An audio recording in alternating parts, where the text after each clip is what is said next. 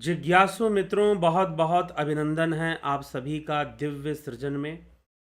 प्रत्येक दिवस की भांति आज फिर हम यहाँ पर लाइव चर्चा का यह कार्यक्रम श्रवण कर रहे हैं, इसका लाभ उठा रहे हैं। और आज इस कार्यक्रम का जो विषय है, मृत्यु के बाद फिर से जन्म।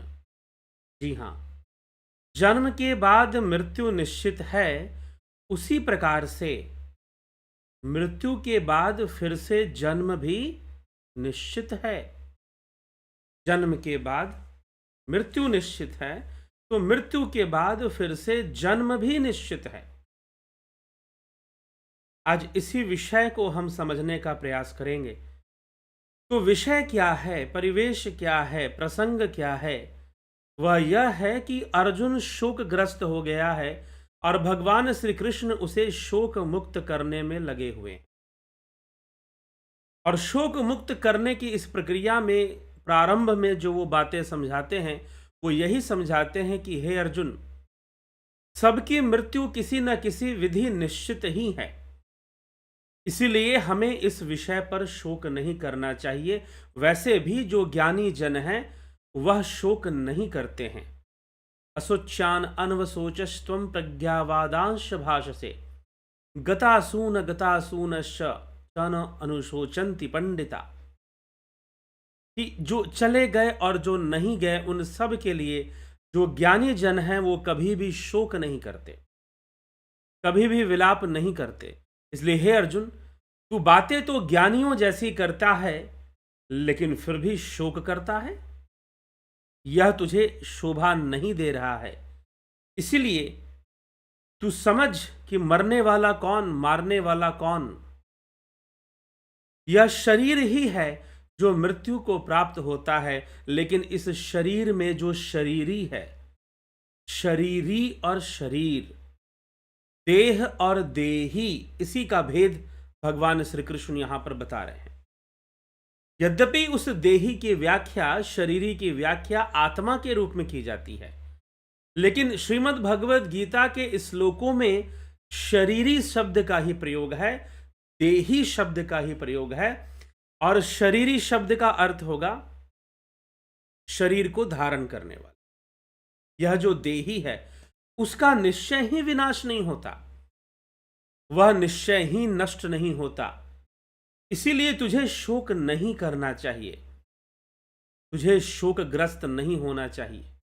शोक तो अज्ञानता का परिचायक है, अज्ञानता का परिचय देता है, और अज्ञानता के वशीभूत लिया गया निर्णय निश्चय ही अहितकारी हो सकता है, हमारे लिए नुकसानदायक हो सकता है, गलत निर्णय हो सकता है। भगवान यही अर्जुन को समझाने में लगे हुए हैं कि तू अज्ञानतापूर्ण कोई निर्णय मत ले, ज्ञान को समझ, ज्ञान को प्राप्त कर, फिर जाकर तू कोई निर्णय लेना। उससे पूर्व किसी भी प्रकार का निर्णय करना उचित नहीं होगा। तो पहले तू शरीर और शरीरी का रहस्य जान, देह और देही को जान। देही नश्वर नहीं है, शरीर ही नश्वर है। न जायते म्रियते वा कदाचिन्नायं भूत्वा भविता वा न भूयः अजो नित्यः शाश्वतो अयं पुराणो न हन्यते हन्यमाने शरीरे। यह शरीरी ना कभी जन्मता है और न ही मरता है, तथा उत्पन्न होकर फिर होने वाला नहीं है। यह जन्म रहित, नित्य निरंतर रहने वाला और शाश्वत अनादि है। शरीर के मारे जाने पर भी यह नहीं मरता। हन्यते न हन्यते, हन्यमाने शरीरे, उसका हनन नहीं होगा, उसका पतन नहीं होगा। शरीर का पतन होने से, शरीर के मृत्यु होने से भी उसकी मृत्यु नहीं होगी। यह शरीरी ना कभी जन्मता है और ना ही कभी मरता है, ना यह कभी जन्म लेता है और ना ही कभी यह मरता है। उत्पन्न होकर भी यह देही, यह शरीरी, शरीर नहीं शरीरी, यह दोबारा उत्पन्न होने वाला नहीं है। यह जन्म रहित, नित्य निरंतर रहने वाला, शाश्वत और अनादि है। शरीर के मारे जाने पर भी नहीं मारा जाता है, यह शरीरी शरीर के मारे जाने पर भी नहीं मारा जाता है। ठीक। वेदा विनाशिनम नित्यम यह एनमजम अव्यम कथम स पुरुषः पार्थकम घातयति हंति कम।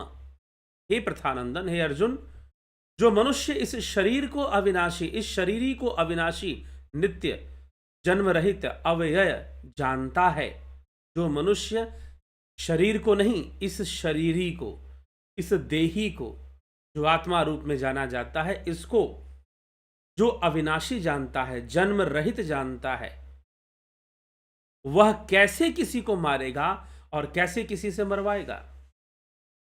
वो कैसे किसी का घात करेगा? वो नहीं करेगा, क्योंकि मारना उसका उद्देश्य नहीं है। अब यही बात समझना है। श्री कृष्ण अर्जुन को युद्ध में लगा रहे हैं, लेकिन वह यह चाहते हैं कि अर्जुन यह युद्ध कर्तव्य की भावना से करे, स्वार्थ की भावना या हिंसा की भावना से ना करे। वैसे भी स्वार्थ के लिए तो वो कुछ नहीं कर रहा है, और हिंसा भी करने का उसका कोई उद्देश्य नजर आ नहीं रहा है। और श्री कृष्ण चाहते हैं कि अर्जुन यह कर्म, यह युद्ध रूपी कर्म अपने कर्तव्य की भावना से करे। इसीलिए कह रहे हैं कि वो भला किसी को कैसे मारेगा जो जान लिया कि यह शरीरी ही सत्य है, अविनाशी है, जन्म रहित है, मृत्यु रहित है, इसका ना जन्म है ना मृत्यु है, ये सदा अविनाशी है। शरीरों के मारे जाने पर भी, शरीर के नष्ट होने पर भी यह शरीरी कभी भी नष्ट नहीं होता है। जब यह रहस्य जान लिया, जब यह बात समझ में आ गई, तो वो व्यक्ति भला किसी को क्यों मारेगा? वह नहीं मार, किसी को मारने का मतलब वो जानता है कि शरीर के मरने पर भी वह शरीरी तो नहीं मरने वाला। वह शरीरी, वह देही जिसने देह को धारण किया है, वह तो सर्वदा रहने ही वाला है। वह जन्म, क्या वो जीवित रहने वाला है? हम ऐसा कह सकते हैं कि वो आत्मा जीवित रहती है। कुछ लोग कहते हैं कि शरीर मर जाएगा और आत्मा जीवित रहेगी। जी नहीं, वो आत्मा जीवन और मृत्यु से परे है, तो उसके लिए जीवित रहना शब्द भी बहुत उचित नहीं है। ठीक, क्योंकि आत्मा मुक्त है और जीवन बंधनमय है। तो लेकिन जो आत्मज्ञानी ऐसा रहस्य जान जाता है कि शरीर क्या है, शरीरी क्या है, शरीरी कौन है, तो भला उसके लिए उसके मन में समता की स्थापना होती है। वो भला किसी को क्यों मारेगा और क्यों, क्या किसी की हानि पहुंचाएगा? वासांसि जीर्णानि यथा विहाय नवानि गृह्णाति नरो प्राणी तथा शरीराणि विहाय जीर्णान्यानि संयाति नवानि देहि। मनुष्य जैसे पुराने कपड़ों को छोड़कर दूसरे नए वस्त्र धारण कर लेता है, ऐसे ही यह जो शरीरी है, यह जो देही है, पुराने शरीरों को छोड़कर दूसरे नए शरीरों को धारण करता है, दूसरे नए शरीरों को धारण करता है। यह शरीरी की गति है। शरीरी कभी नष्ट नहीं होता, यह शरीर ही नष्ट होता है।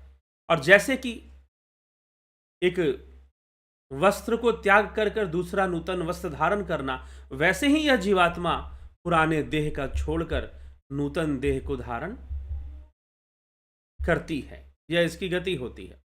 लेकिन वह शरीरी कभी नष्ट नहीं होता, शरीर ही नष्ट होता है। इसीलिए उसके लिए कहा गया है, नैनम छिन्दन्ति शस्त्राणि नैनम दहति पावकः न चैनम क्लिद्यन्त्यापो न शोषति मारुतः।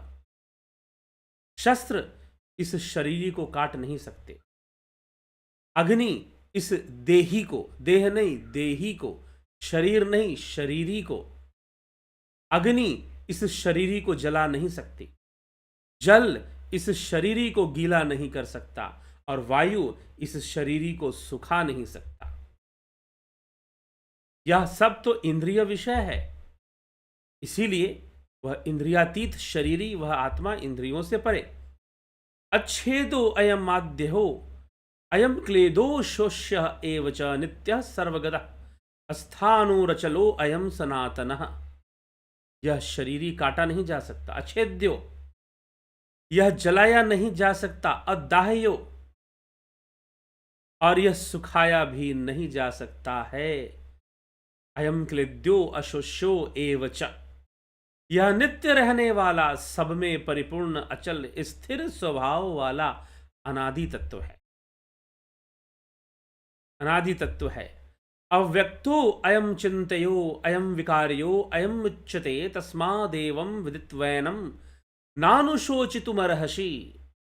यह शरीरी, यह देही प्रत्यक्ष नहीं दिखाई देता, इन चर्म नेत्रों से नहीं कोई इसे देख सकता, चर्म ज्ञानेंद्रियों से कोई नहीं देख सकता।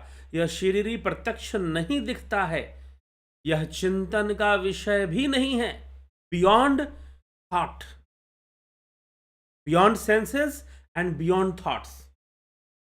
यह निर्विकार, इसमें कोई विकार या विकृति नहीं है। जैसे कि 3 गुणों में विकार है, 3 गुणों में विकृति से ही तो सारी सृष्टि होती है, सांख्य विचारधारा यही कहती है। 3 गुणों में विकृति से ही सारी सृष्टि होती है, विकार होने से।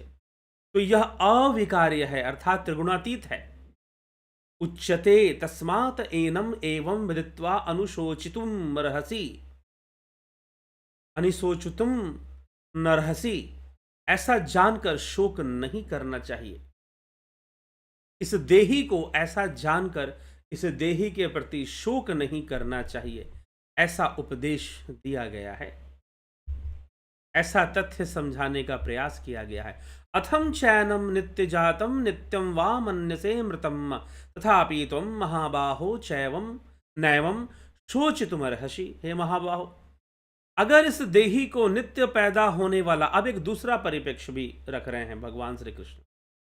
अब तक तो वो इस विषय पे बातों को समझा रहे थे कि शरीर नश्वर है, लेकिन शरीरी न जन्मने वाला है न मरने वाला है, वह शाश्वत है, वह नश्वर नहीं हो सकता है। लेकिन फिर भी अर्जुन को एक और मान्यता, एक विकल्प दे रहे हैं। ऐसा नहीं कि यह कृष्ण की मान्यता है या कृष्ण का विकल्प है, अर्जुन को दिया जा रहा है। अथ चैनम नित्य जातम नित्यम वा मन्यसे मृतम। हे महाबाहो, अगर तुम इस शरीरी को नित्य पैदा होने वाला अथवा नित्य मरने वाला भी मानो, तो भी तुम्हें इस प्रकार से शोक नहीं करना चाहिए। क्यों नहीं करना चाहिए भाई? क्यों नहीं करना चाहिए शोक?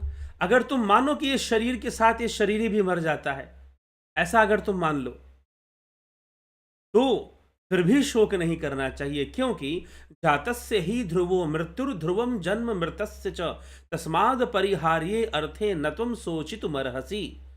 कारण कि पैदा हुए की जरूर मृत्यु होगी, और जो मृत्यु को प्राप्त करेगा उसका जन्म भी निश्चित है। अतः इस जन्म मरण रूप परिवर्तन के प्रवाह का निवारण नहीं हो सकता है। अतः विषय में तुम्हें शोक नहीं करना चाहिए। जिस विषय में तुम्हारा शोक संभव नहीं है, तुम्हें उस विषय में शोक नहीं करना चाहिए, शोकाकुल नहीं होना चाहिए, क्योंकि जिसका जन्म हुआ है उसकी मृत्यु निश्चित है, और जिसकी मृत्यु हुई है उसका जन्म भी निश्चित है। इसीलिए इस विषय में शोकाकुल नहीं होना चाहिए, शोक नहीं करना चाहिए। और हे प्रथापुत्र, तू युद्ध के लिए तैयार हो जा। अव्यक्तादिनी भूतानि व्यक्तम मध्यानि भारत अव्यक्त निधनान्येव तत्र का परिदेवना। हे भारत, सभी प्राणी जन्म से पहले अप्रकट थे, मरने के बाद फिर से अप्रकट हो जाएंगे, केवल बीच में ही प्रकट दिखते हैं। तो इसमें शोक करने वाली बात ही क्या है? ये तो सबके साथ है कि भाई जन्म मृत्यु सबके साथ है, और तू किसी को मृत्यु देने वाला और जन्म देने वाला, ऐसी भी बात नहीं है कुछ। प्रकृति के वशीभूत सबका नंबर आता है, जन्म का भी और मृत्यु का भी आता है। तू बस अपना कर्म कर, वास्तविक पूंजी तो कर्म की ही है। और इस समय तेरे समक्ष जो युद्ध रूप में कर्तव्य खड़ा है, तो उसको जान, उसको समझ और उसका पालन कर, अपने कर्तव्य की पालना कर। तो कुछ इस तरह से भगवान श्री कृष्ण अर्जुन को समझा रहे हैं, उस शरीर और शरीरी के बारे में समझा रहे हैं। फिर कहते हैं कि मान लो कि चलो शरीर और शरीरी दोनों ही नाशवान हैं, दोनों का जन्म हुआ, मृत्यु होगी, तो फिर से जन्म होगा, क्योंकि जिसका जन्म है उसकी मृत्यु निश्चित है, और जिसकी मृत्यु हुई है उसका जन्म भी निश्चित है। जब तक वो मोक्ष की प्राप्ति ना कर ले, परमधाम की प्राप्ति ना कर ले, तब तक तो उसका जीवन है और उसके जीवन में यह बंधन भी है। उसके जीवन में यह बंधन भी है कि उसे मोक्ष प्राप्त करना है। ठीक? बंधन है तभी तो मोक्ष प्राप्त करने की इच्छा भी प्रकट होगी। तो बंधन तो है ही जीवन के अंदर, तो इस बंधन से मुक्त होने का उपाय ढूंढना ही योग का मार्ग है। उसका उपाय ही योग का मार्ग है। भगवान श्री कृष्ण आगे योग की भी चर्चा करेंगे, योग को भी परिभाषित करेंगे। लेकिन यहां पर इन श्लोकों में वो समझा रहे हैं कि तुम कुछ भी मान लो, फिर भी जन्म और मृत्यु के बाद दोबारा जन्म होना यह निश्चित है। यह तो होगा ही होगा। इसलिए इससे तनिक भी घबराने की जरूरत नहीं है। तुम्हें इस समय जो धर्म युद्ध रूपी युद्ध तुम्हारे सामने है, प्रस्तुत है, भले ही इसमें तुम्हारे प्रियजन हैं, तुम्हारे भीष्म पितामह हैं, द्रोणाचार्य हैं, तुम्हारे भाई लोग हैं, तुम्हारे पुत्र और पौत्र आदि भी युद्ध में आ गए हैं, तो इस तरह से जो समस्या तुम्हारे सामने है, इसके लिए मोहित नहीं होना, क्योंकि सब की मृत्यु निश्चित होती है और जन्म भी निश्चित होता है। इसीलिए हमें इस विषय में तनिक भी शोकाकुल नहीं होना चाहिए। इसलिए हे अर्जुन, तुझे भी शोक करना यह उचित नहीं दिखाई दे रहा, यह सही नहीं लग रहा है। इसलिए तू अपने मन को इस अवस्था से बाहर निकाल और शोक आदि विषयों से स्वयं को मुक्त कर ले और युद्ध के लिए तैयार हो जा। तो कहीं से भी तुम शोक करने योग्य नहीं हो। शोक करना पूर्णतः अज्ञानता पूर्ण है। यदि तुम शोक करते हो, स्वयं के ऊपर शोक करते हो, स्वयं से, अपनी परिस्थितियों से परेशान होकर शोक करते हो, मृत्यु के भय से शोक करते हो, और अपने ही अर्जुन जैसे शोक कर रहा है, शोकग्रस्त हो चुका है, भगवान कृष्ण उसे यही समझा रहे हैं कि तुम्हारा यह शोक करना कदापि न्याय संगत नहीं है, कदापि उचित नहीं है, शोभनीय नहीं है।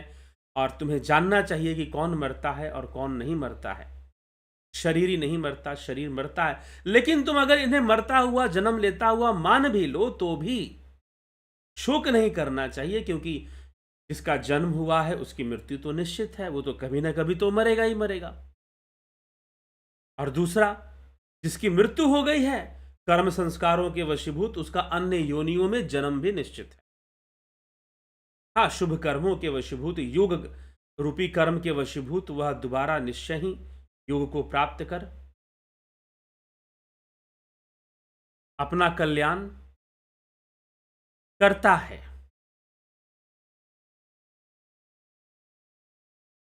ठीक? तो योग के द्वारा मुक्ति है, अन्यथा सभी जीवों के लिए जिसका जन्म हुआ है मृत्यु निश्चित है, और जिसकी मृत्यु हुई है जन्म निश्चित। ये सिलसिला चलता रहेगा, ये कभी रुकने वाला नहीं है। इसीलिए इसमें से बाहर निकलने का प्रयास करना चाहिए। इस चक्रव्यूह से, जो माया का चक्रव्यूह, तीन गुणों का चक्रव्यूह, त्रिगुणी चक्रव्यूह है, इससे जीव को बाहर निकलने का प्रयत्न करना चाहिए, प्रयास करना चाहिए, ताकि वो इससे बाहर निकलकर अपना ही कल्याण कर सके। तो इसीलिए जन्म मृत्यु निश्चित है, पुनर्जन्म भी निश्चित है। इसीलिए हमें यह सब विषय विवेक से समझते हुए आगे बढ़ना चाहिए और इसका पूरा पूरा लाभ उठाना चाहिए। तो जिज्ञासुओं, हम इस पर विचार करें और इसको समझने का प्रयास करें। और हम खुद, इसीलिए अर्जुन को यह बात समझाई जा रही, ताकि वो निष्काम भावना से सम की अवस्था में आ जाए, उसका मन स्थिर हो जाए और वह युद्ध के लिए, अपने कर्तव्य पालना के लिए, युद्ध करने के लिए वो तैयार हो जाए। यही आवश्यक है। तो चलिए, इसी के साथ आज के विचारों को विराम देंगे। व्यस्ततावश जो है, आज यह लाइव सेशन, जो लाइव वीडियो होती है, जो लाइव करना होता है, वो नहीं कर पाए, और आपको यह रिकॉर्डेड अपलोडेड वीडियो प्राप्त हो रही है। फिर भी लाभ उठाइए और प्रश्न भी कीजिए। आपके प्रश्न अगर मूल्यवान हुए, अच्छे प्रश्न हुए, तो उन्हें दोबारा से जरूर उनका समाधान किया जाएगा। वीडियो के माध्यम से ही किया जाएगा, लाइव चर्चा के माध्यम से ही किया जाएगा। तो निश्चय ही आप इन सभी विषयों का लाभ उठाते हुए, लाभान्वित होते हुए आप इसका लाभ उठाएं, लाभान्वित होते हुए आगे बढ़ते रहे हमारे साथ। इस चैनल को सब्सक्राइब भी कर दें। साथ एक और सूचना कि ध्यान योग का जो कार्यक्रम है वह 20 दिसंबर से शुरू हो जाएगा। जुपिटर मेंबरशिप, सन मेंबरशिप 20 दिसंबर से शुरू हो जाएगा। और आप ज्वाइन करना चाहते हैं तो व्हाट्सअप मैसेज कर दीजिए, आप उस पर क्वेरी डाल दीजिए, आपको ज़रूर उसका जो है रिप्लाई मिल जाएगा, डिटेल्स मिल जाएंगी कि ध्यान योग कोर्स ज्वाइन करने के लिए हमें क्या करना है। ध्यान योग कोर्स शरीरी का ज्ञान कराता है, शरीर से ऊपर उस शरीरी की यात्रा करवाता है, तो हमें भी वह ध्यान योग कोर्स करना चाहिए। तो 20 दिसंबर से ये शुरू होने वाला है और डिटेल में जानकारी आने वाले वीडियोस में आपको प्राप्त हो जाएंगे। ठीक है, मैसेज कर दीजिए 9661802459 पर, आप व्हाट्सएप मैसेज कीजिए, आपको सारा डिटेल दे दिया जाएगा। ठीक है, तो चलिए इसी के साथ आज के इस कार्यक्रम को हम यहाँ पर विराम देते हैं और कल फिर मिलते हैं 9 PM लाइव चर्चा में। बहुत बहुत आभार आप सभी का। ओम तत्सत।